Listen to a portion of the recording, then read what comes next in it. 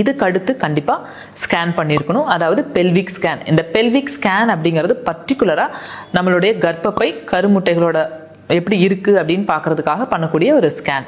So இதில் எதெல்லாம் பார்ப்போம் அப்படின்னா கர்ப்பப்பை எப்படி இருக்குது, கர்ப்பப்பையில் ஏதாவது பிறவி குறைபாடு மாதிரி இருக்கா, அதாவது கர்ப்பப்பையில் உள் சுவர் வளர்ந்துருக்கும், அது வந்து செப்டம்னு சொல்லுவோம்.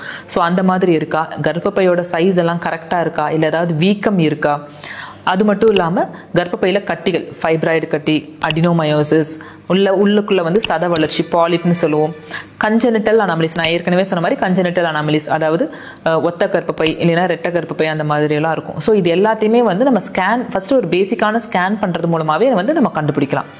இதுக்கு அடுத்து கர்ப்பப்பைக்கு அருகில் இருக்கக்கூடிய கருமுட்டை, ஓவரிஸ், அதையும் பார்ப்போம்.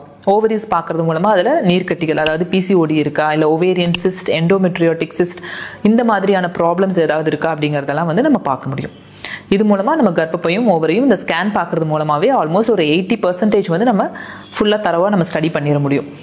அதுக்கடுத்து ஃபெல்லோப்பியன் டியூப்ஸ், அதாவது கருக்குழாய், இதற்கான டெஸ்ட்டு தான் வந்து ஹெச்எஸ்ஜி, அதாவது ஹிஸ்ட்ரோசால்ஃபிங்கோகிராம், அப்புறம் வந்து எஸ்எஸ்ஜின்னு சொல்லக்கூடிய சோனோசால்ஃபிங்கோகிராம்.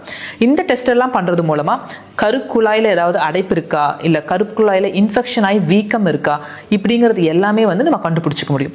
ஸோ இப்போ நான் சொன்னது எல்லாமே வந்து ஒரு பேசிக்கான டெஸ்ட். நீங்கள் வந்து ஒரு இன்ஃபர்டிலிட்டி செக்அப், ஒரு எவாலுவேஷனுக்கு போகிறீங்கன்னா இந்த டெஸ்ட் எல்லாமே பண்ணுறது மூலமாக ப்ராப்பராக உங்களுக்கு என்ன பிரச்சனை, எதனால வந்து நம்மளுக்கு இந்த இன்ஃபர்டிலிட்டி இருக்குது அப்படிங்கிறது ஒரு 75% வந்து இந்த டெஸ்ட் எல்லாம் பண்ணுறது மூலமாகவே நம்ம கண்டுபிடிச்சிடலாம்.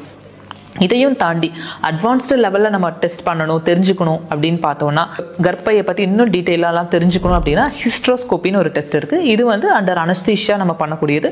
கர்ப்பப்பை வாய் வழியாக அதோடைய உள்பகுதியில் நம்ம கேமராவை உள்ளே செலுத்தி கர்ப்பப்பையோடைய உள்சுவர் எப்படி இருக்குது, அந்த மாதிரியான ஸ்டடி ஃபுல்லாக டீட்டெயிலாக நம்ம பார்த்துக்கலாம்.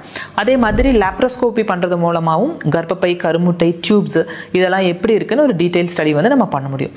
ஸோ இதெல்லாம் வந்து பேசிக்கான ஒரு டெஸ்ட். ஸோ இதே மாதிரி ஆண்களுக்கு பார்த்துட்டோன்னா, ஆண்களும் ஃபஸ்ட்டு அவங்களோட இனிஷியல் ஃபஸ்ட்டு விசிட்லேயே பண்ணக்கூடிய ஒரு டெஸ்ட் வந்து என்னென்னா செமன் அனலைசிஸ். இதில் நம்ம என்னென்னலாம் பார்ப்போம்னா, ஒரு செமன் விந்தணு டெஸ்ட் பண்ணுறது மூலமாக அந்த விந்தணுக்களோட எண்ணிக்கை எவ்வளோ இருக்குது, அந்த விந்தணுக்களோட நீண்டரத்தன்மை, அதாவது மொட்டிலிட்டி, அப்புறம் அதோடைய அமைப்பு, மார்ஃபாலஜின்னு சொல்லுவோம். ஸோ இதெல்லாம் எப்படி இருக்குது அப்படிங்கிறத பார்க்கறது மூலமாக பேசிக்காக அவங்களுக்கு என்ன ப்ராப்ளம் அப்படிங்கிறத வந்து நம்ம கண்டுபிடிச்சிடலாம். ஸோ இந்த டெஸ்ட் எல்லாம் பண்ணுறது மூலமாகவே நம்ம ஆல்ரெடி சொன்ன மாதிரி பெண்களுக்கும் ஆண்களுக்கும் இந்த டெஸ்ட்டை பண்ணுறது மூலமாக ஒரு 80% நம்ம கவர் ஆயிரும். ஸோ இதை பண்ணிவிட்டு இதில் இருக்கக்கூடிய குறைகளுக்கு ஏற்ற மாதிரி ட்ரீட்மெண்ட் எடுக்கிறது வந்து நல்லது. ஸோ இந்த டெஸ்ட்டோட ரிப்போர்ட்ஸை வச்சு அதுக்கு ஏற்ற மாதிரி தான் உங்களுடைய ட்ரீட்மெண்ட்டும் வந்து ஃபர்தராக இருக்கும்.